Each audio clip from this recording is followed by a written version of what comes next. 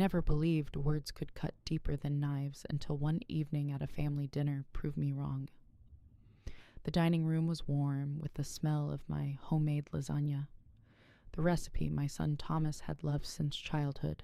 I spent the entire day cooking despite aching hands, determined to make everything perfect. The table gleamed with the china I'd brought into this house 3 decades ago, back when it was still mine. "Mom, can you bring more water?" Thomas called from the head of the table, his father's old seat. I smiled and headed to the kitchen where Joy, my daughter-in-law, was texting. "Could you help me carry these plates, dear?" "My hands are acting up again," I asked softly. "Just a minute," she said without looking up. We both knew what that meant.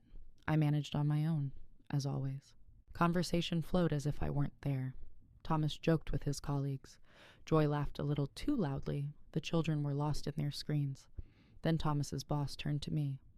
"So, Nellie, how do you spend your days now that you're retired?" Before I could answer, Joy sighed dramatically. "She mostly goes to appointments and picks up prescriptions," she said with a sharp smile. "She's basically our extra medical expense." Silence fell. Heat rushed to my face as I stared at my untouched plate, waiting for Thomas to speak up. He didn't.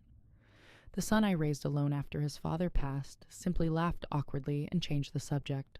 That night I lay awake in the small bedroom at the back of the house I'd worked 2 jobs to buy and had signed over to Thomas 5 years ago when he promised I'd always belong. Morning came. I heard them rushing to work and school. No one knocked, no apology. It was as if nothing had happened. I made tea and sat at the same table where I'd been humiliated. Memories of countless small slights flooding back.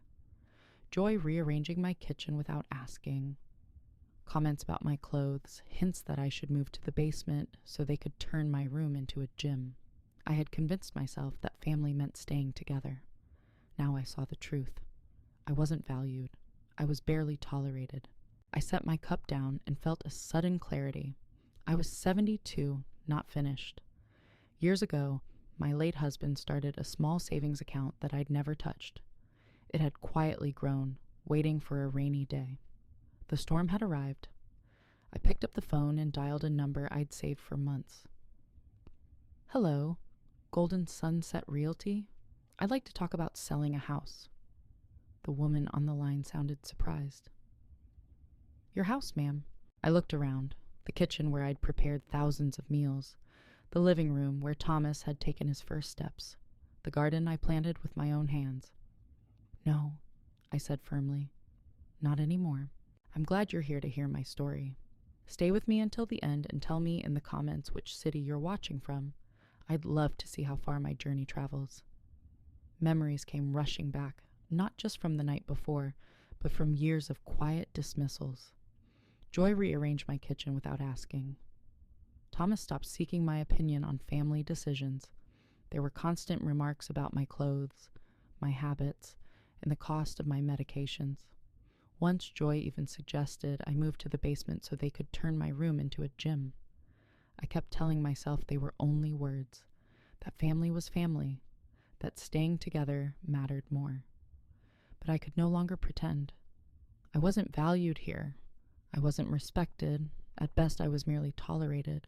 My teacup rattled against the saucer as I set it down. I was 72, not finished. I had given Thomas this house, but I'd held on to a secret, a savings account my husband started long ago, left untouched for decades, slowly growing. I'd been saving it for a rainy day. The storm had finally come. I picked up the phone and dialed a number I'd saved for months. "Hello, is this Golden Sunset Realty? I'd like to speak with someone about selling a house." My voice was calm. "Your house, ma'am?" the woman asked. I looked around the kitchen where I'd prepared thousands of meals, the living room where Thomas had taken his first steps, the garden I'd planted myself. "No," I said firmly. "Not anymore."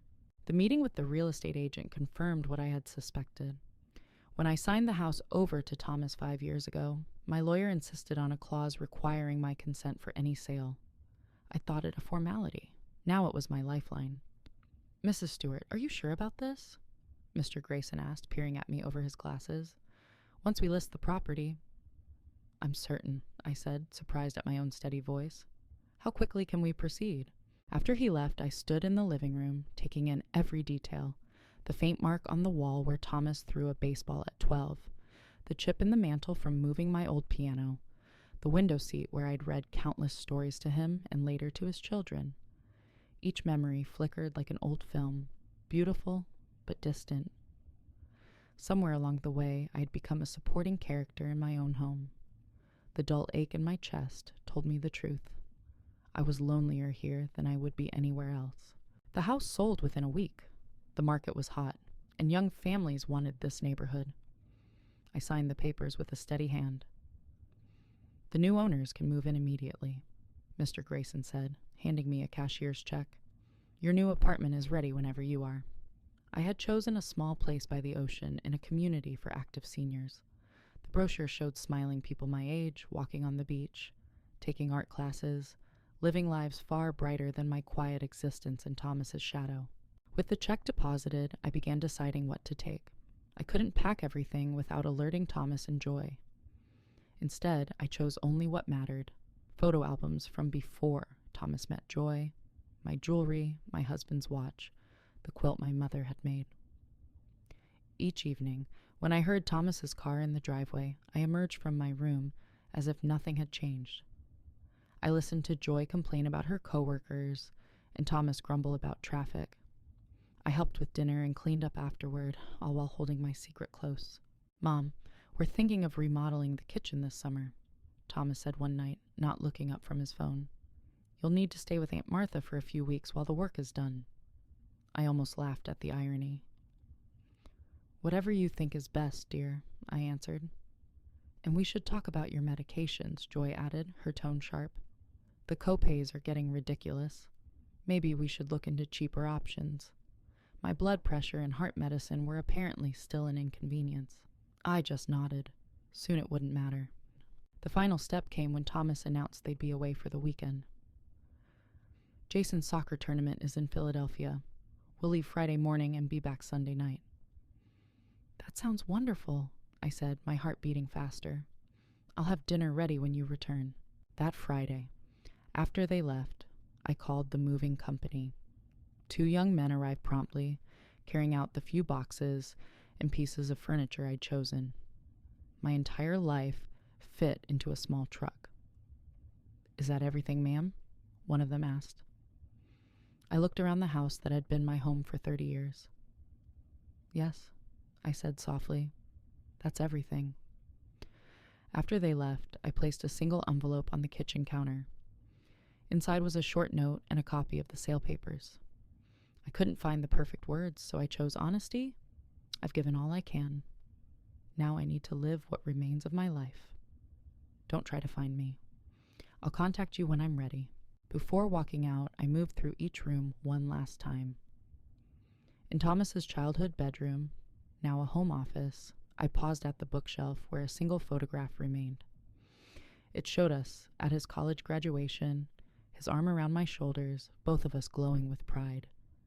I traced his face with my fingertips and whispered, I love you. But I can't stay invisible anymore. A taxi waited outside. The driver, a kind-faced man in his 60s, helped with my last suitcase. Where to, ma'am? He asked. I took a deep breath, feeling the weight of the house lift from my shoulders. Silver Bay Apartments, please. By the ocean. As we drove away, I didn't look back.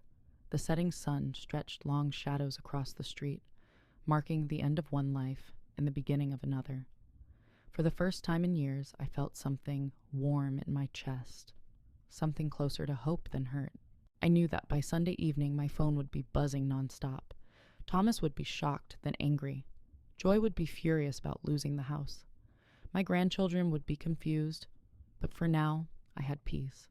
And after years of fading into the background of my own life, peace was worth any storm to come. Sunday night arrived with the soft rhythm of waves outside my new apartment window. The one-bedroom space was modest, but the ocean view felt endless. I'd spent the weekend unpacking and arranging the few belongings I'd brought. Neighbors had already stopped by with warm smiles and invitations for coffee. For the first time in decades, I could breathe. At 7:36 p.m., Thomas and his family would have returned to an unusually quiet house. Maybe he called out, "Mom, we're back," expecting me to appear. Perhaps it took them a few minutes to realize I was gone. At 7:42 p.m., my phone began to ring. Thomas's name flashed across the screen. I let it ring until it stopped, only for it to start again seconds later. Messages followed. "Mom, what is this? Call me now. What do you mean you sold the house? This isn't funny. Where are you?" I set the phone on the small dining table and turned toward the window. The sunset painted the water in brilliant streaks of orange and pink. In all those years in that house, I'd forgotten how much I loved the sea. My late husband, Jack, had once promised we'd retire by the ocean. At least one of us had made it. The phone continued its frantic chorus. Calls from Thomas, from Joy, even from neighbors. But I felt calm. After an hour, I checked the screen. 99 missed calls. I switched the phone to silent and slid it into a drawer. Tomorrow would be soon enough to deal with the fallout. That night, I slept better than I had in years, lulled by the sound of waves instead of quiet complaints about the burden I'd become. Monday morning brought sunlight and clarity. I cooked a real breakfast, toast and eggs, something I rarely did at Thomas's house where I always rushed to stay out of Joy's way. I savored every bite while watching seagulls glide over the water. Around noon, a sharp knock startled me. My heart raced. Had Thomas found me already? Peering through the peephole, I saw a woman with silver hair and a bright floral dress. "Hello," I called, still cautious. "Hi there, I'm Sarah from 3B. We met briefly yesterday when you were moving in. I just wanted to invite you to our book club this afternoon. No pressure, thought you might like to meet some neighbors." Relief washed over me. "That sounds lovely, Sarah." "Thank you," I said, opening the door. The book club met in the community room, a bright space with big windows overlooking a garden. 8 women and 2 men welcomed me without a single probing question about why I'd moved. For 2 hours, we discussed a novel about second chances and fresh starts. The irony wasn't lost on me. "Nellie, you have such thoughtful insight," said Eleanor, a former English teacher with warm eyes. For the first time in a very long time, I felt exactly where I belonged. "We meet every Monday. Hope you'll become a regular." "I'd like that," I said, and I meant it. By evening, I could no longer avoid reality. I opened the drawer and took out my phone. 57 new messages and 42 more missed calls. Most were from Thomas, each one more frantic than the last. "Mom, please call me. We need to talk about this. The new owner showed up saying they're moving in tomorrow. Is this some kind of joke? Mom, I'm calling the police if you don't contact me by 5 p.m. Dad would be so disappointed in you." That last line stung, but it only confirmed that I'd done the right thing. Jack would never have tried to control me with guilt. He had always protected my independence, even while loving me fiercely. What would have disappointed him was seeing how small and invisible I'd become. I took a long breath and typed a single message. "I'm safe. I need time. Please respect that." Almost immediately, my phone lit up again with Thomas's name. I let it ring, declined the call, and switched the phone off. The next morning, I went to the manager's office to make sure no one would reveal whether I lived there if anyone came looking. "Family troubles?" Mrs. Rivera asked gently after I explained. "You could say that. Don't worry, Nellie. Your privacy is protected here. Many of our residents come for a fresh start." She patted my hand. "Take your time. Silver Bay is a good place to heal." That day I wandered the neighborhood, discovering a cozy bookstore on the corner, a cafe with tables facing the ocean, and a community center offering everything from watercolor classes to Tai Chi. Each new place felt like a gift I hadn't allowed myself in years. By Wednesday, I felt brave enough to check my phone again. The flood of messages had slowed, but the words were more desperate. "Mom, please. We're worried sick. The kids keep asking for Grandma. Whatever we did, we can fix it. Just come home." Home! The word echoed hollowly. That house hadn't been my home for a very long time. Yet, as the first glow of freedom softened, a new question emerged. Could I truly build a home on my own? At 72, the salt-tinged breeze carried a promise of possibility. That evening, I walked along the shore, letting the waves wash over my doubts. For the first time in decades, the future was entirely mine. 1 month into my new life at Silver Bay, my days had a gentle rhythm. I woke to sunlight spilling across my walls instead of Joy's sharp voice. My arthritis still ached, but the ocean air, or maybe the absence of constant tension, eased it. I arranged my few treasured belongings with care, my husband's watch on the bedside table, family photos showing only happy memories, the blue pillow Jack gave me for our last anniversary, placed proudly on my reading chair. The book club quickly became the highlight of my week. Sarah from 3B introduced me to friends who valued me for my thoughts and humor, not for the meals I could cook or the grandchildren I'd raised. "Nellie, you simply must join us for Tai Chi," Sarah said one morning as we strolled along the beach. "I'm not sure I'm coordinated enough," I laughed. "Nonsense," Gerald, our retired naval officer with a booming laugh, said. "If my old sea legs can do it, you'll be fine." So that Thursday, I found myself in the community center, following the slow, graceful movements of Master Lu. I wobbled and lost my balance more than once, but no one laughed or rushed me. By the end of the session, my body felt looser, my spirit lighter. "You did well for your first time," Gerald said as we walked back. "Does it get easier?" I asked, and we both knew I wasn't just talking about Tai Chi. He nodded. "The pain never disappears. Grief, betrayal, disappointment. But we learn to move with it, not fight it." I shared only the outline of my story with these new friends, that I'd been taken for granted, that I needed space. They asked no prying questions, offering quiet companionship instead. In their company, I began to recognize the woman I'd been before I was reduced to Thomas's mother or the kid's grandmother. My phone stayed mostly silent now. Thomas's frantic calls dwindled to a single weekly text, swinging between guilt, anger, and moments of genuine worry. I answered sparingly, just enough to reassure him I was safe.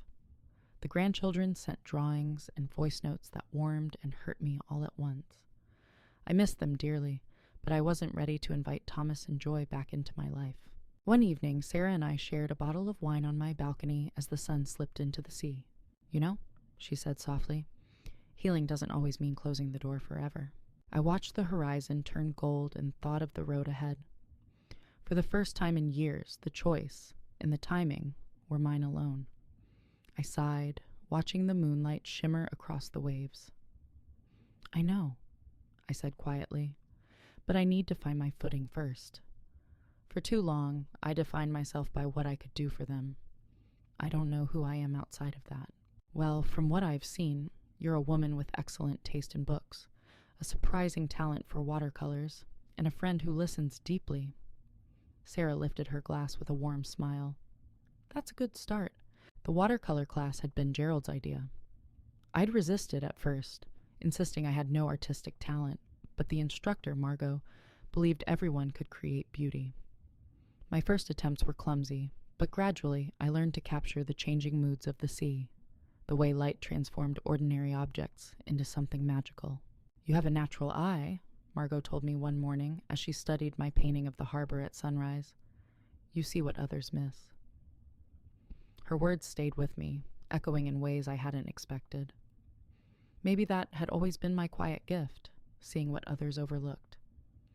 I had seen the potential in Thomas when school was hard for him. I had seen the charm in our modest home when others only saw its flaws. I had cherished the worth of a quiet life of service to my family, even when no one noticed. But I had failed to see my own value apart from what I gave. 2 months after moving to Silver Bay, an unexpected text arrived from Thomas. "Mom, I found some of your medical records while cleaning out your room. Your heart condition is worse than you told us. Please, tell me you're taking your medications and seeing a doctor." The message caught me off guard. He'd never shown interest in my health before. "I'm seeing a cardiologist here," I replied truthfully. "I'm taking my medications. Don't worry." What I didn't mention was that Dr. Chen, my new doctor, had been pleased with my latest numbers. "Whatever you're doing, keep it up," she'd said. "Less stress can work wonders." Such a simple prescription, one that required me to leave everything familiar behind to follow it. As summer softened into fall, my new life grew roots. Mia at the corner cafe started preparing my chamomile tea as soon as I walked in. I had a favorite bench on the boardwalk where I watched children play, easing the ache of missing my own grandchildren. Friends from book club checked on me if I missed a day of Tai Chi. I had built a life where I mattered for who I was, not for what I provided. One crisp October morning, while painting the fishing boats rocking in the harbor, my phone rang. Thomas. Usually I would let it go to voicemail, but something, intuition perhaps, made me answer. Mom. His voice cracked. We need to talk. His tone carried a weight I hadn't heard since he was a teenager confessing a broken window. I gripped my paintbrush tighter, focusing on the horizon I'd been sketching. I'm listening, I said evenly. Not like this. Not over the phone. Please, Mom, I need to see you. The brush trembled in my hand. For 3 months I'd been healing, building a life where I wasn't invisible. Facing Thomas, and possibly Joy, felt like it could unravel everything. I don't think that's a good idea right now, Thomas. Mom, please, his voice broke again. I've been doing a lot of thinking about what happened, about how we treated you. I need to say some things face to face. I set the brush down and closed my eyes. The ocean breeze carried the scent of salt and possibility. Just you, I said at last. Not Joy. Not the children. Not yet. He exhaled, relief clear in his voice. Thank you. Not at my home, I added firmly. There's a cafe called Oceanside on Harbor Street, Friday at 2 p.m. After we hung up, I sat motionless, staring at the half-finished painting. Sarah found me an hour later, still clutching my phone. Thomas is coming, I told her. He wants to talk. She squeezed my shoulder. Are you ready for that? I don't know, I admitted, but I need to find out. The next 2 days passed in a blur of nerves and quiet preparation. Gerald insisted on giving me what he called emotional self-defense techniques from his widower's support group. Remember, Nellie, you set the boundaries now, he said. If he starts making you feel small again, you leave. Simple as that. Friday arrived under a sky of flawless blue. I dressed carefully in the clothes I'd bought since moving to Silver Bay. A teal sweater that matched my eyes and soft slacks that felt nothing like the frumpy outfits Joy once mocked. I even wore the silver earrings Gerald had given me for my birthday, a gesture of friendship that touched me deeply. I reached Oceanside 15 minutes early and chose a table by the window where I could watch the boardwalk. My hands trembled slightly as I sipped tea, rehearsing what I would and wouldn't say. Then I saw him, Thomas, walking toward me with an uncertain gait. He looked thinner, his shoulders a little stooped. For a moment, I saw the little boy who had once clung to my hand at his father's funeral, and my heart tightened. He saw me through the window and quickened his pace. When he stepped into the cafe, he hesitated, almost unsure he'd come to the right place. I didn't stand. Mom, he said, sliding into the chair across from me. You look different. I am different, I replied. Up close, I noticed the dark circles under his eyes, the new lines on his forehead. He ordered coffee with a distracted motion, his gaze returning to me again and again, as if trying to match the woman before him with the mother he remembered. How did you find me? I asked when the waitress left. I hired someone, he admitted. After the second month, when you wouldn't tell us where you were. The kids were having nightmares that something terrible had happened to you.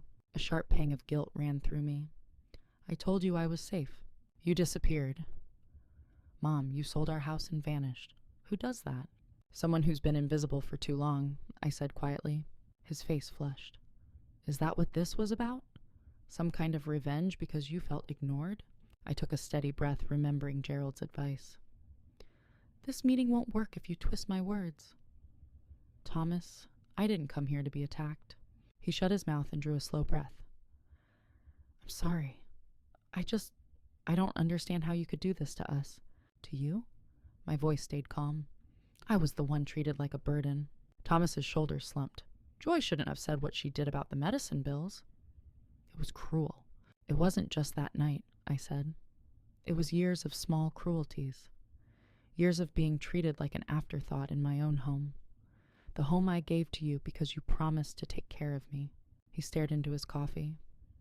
I thought I was. We gave you a place to live. You never had to worry about bills or rent. I leaned forward. Is that all you think I needed? A roof? What about respect? What about being treated like a person with feelings and value beyond what I could do for your family? Mom, that's not fair.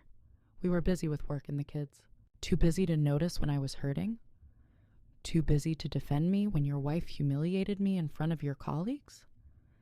My heart pounded, but my voice stayed even. You let her treat me like a servant, Thomas. You watched it happen for years and said nothing. The color drained from his face. I never thought of it that way. That's the problem. You didn't think about me at all. We sat in silence while the waitress refilled our cups. Outside, children chased seagulls along the boardwalk, their laughter faint through the glass. The house sold for a lot, Thomas said at last. Was that your plan? To cash out and leave us scrambling? I set down my cup with deliberate care. We both know that's not true. I left you that house 5 years ago because I trusted you to honor your promise to make it a home for all of us. You broke that promise. So this was punishment? No, Thomas.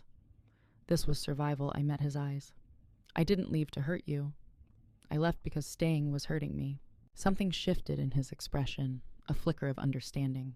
We've been staying with Joy's parents, he said softly. It's not easy. I imagine not. I'd met Joy's mother only a few times. Her sharp tongue explained a lot. The kids miss you terribly, he added after a pause. I miss you too, Mom. My resolve wavered. I missed my grandchildren with an ache that never quite faded. I even missed Thomas, not the man who let me fade into the background, but the boy who once looked at me with pure love. I'm not coming back, Thomas. Not to live with you. I've made a life here.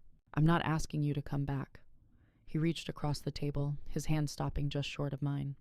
I'm asking for a chance to make things right.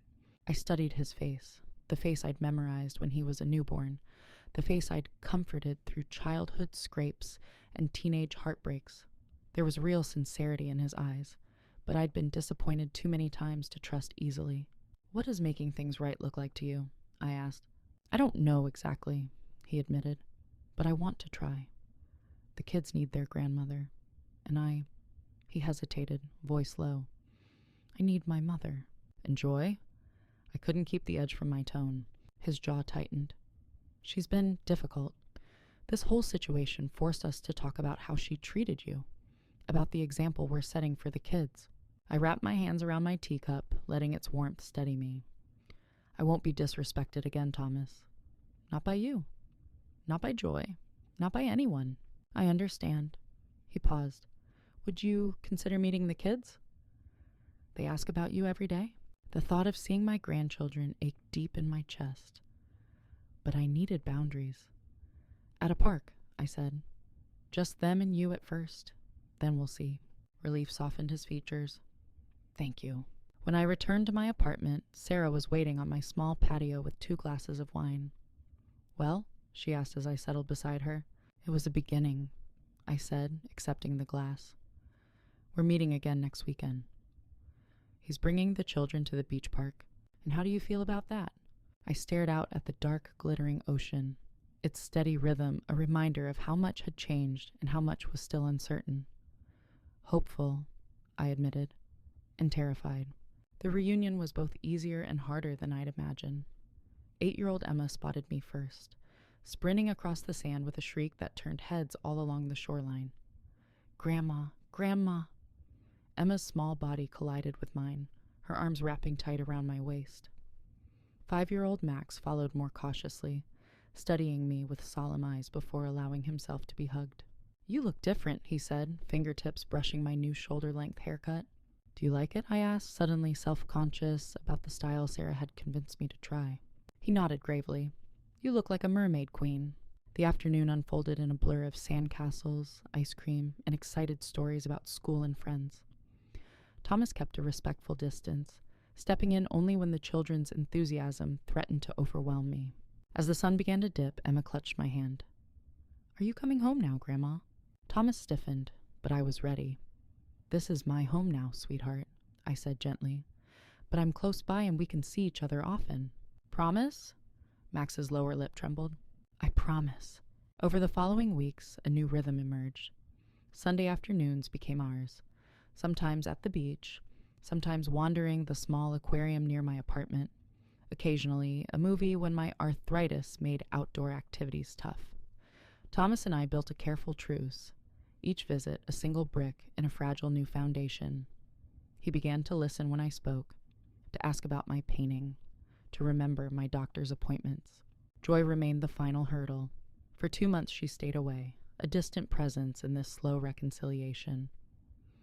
Then, one Wednesday morning, my phone rang with her number.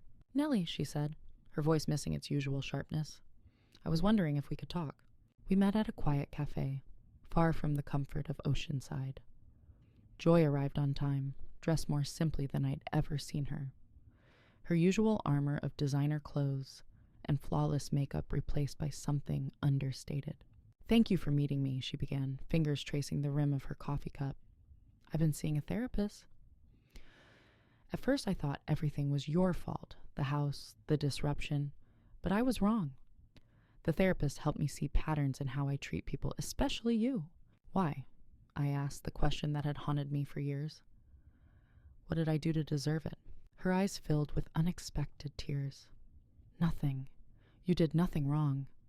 My mother treated my grandmother terribly. I grew up watching that, and I repeated it. It's not an excuse, but it's the truth. The cycle of disrespect, passed down like an unwanted heirloom. I can't promise I'll change overnight," she said quietly, "but I'm trying.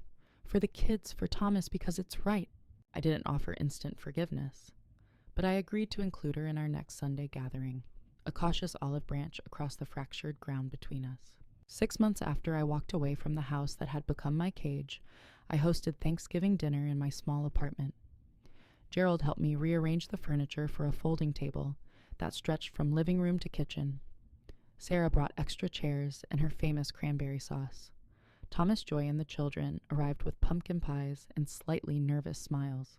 Emma stayed close as I finished the gravy, while Max peppered Gerald with questions about his naval days. Joy hovered until I handed her a serving bowl. "Would you mind setting this on the table and checking if the rolls are done?" It wasn't friendship, not yet, but it was cooperation, a vast improvement. As we gathered around the table, I looked at the faces around me. My son working to be better. My grandchildren blissfully unaware of the old wounds beneath the surface. Joy making visible efforts to treat me with respect, and the new friends who had become a chosen family when I needed one most. "To Mom for bringing us together today, and to new beginnings," Thomas said, raising his glass. "To new beginnings," Gerald echoed, meeting my eyes with a warm smile. Later, when the dishes were cleared and the children slept on my couch, I stepped onto the balcony. The November air was crisp, the sky clear, stars reflected on the dark ocean. Thomas joined me, draping a shawl over my shoulders. "Cold out here," he murmured. "It's peaceful," I replied. I do my best thinking with the sound of the waves. We stood in companionable silence, watching the moonlight trace a silver path across the water. "I'm sorry, Mom," he said at last, "for everything. For not seeing you." I turned to him. The son who had once broken my heart and was now trying, imperfectly but sincerely, to mend it. "I see you now," I said, my voice steady. "And more importantly, I see myself." Below us, the ocean kept its eternal rhythm, advancing, retreating, always finding its way back to shore. Like the complicated love between parent and child, between past and future, between what was lost and what could still be found. I wasn't invisible anymore, and that made all the difference. Now I'd love to hear from you. What would you do in my place? Have you ever faced something similar? Share your thoughts in the comments. And if this story moved you, check the final screen for 2 other favorites that might surprise you. Thank you for watching until the end.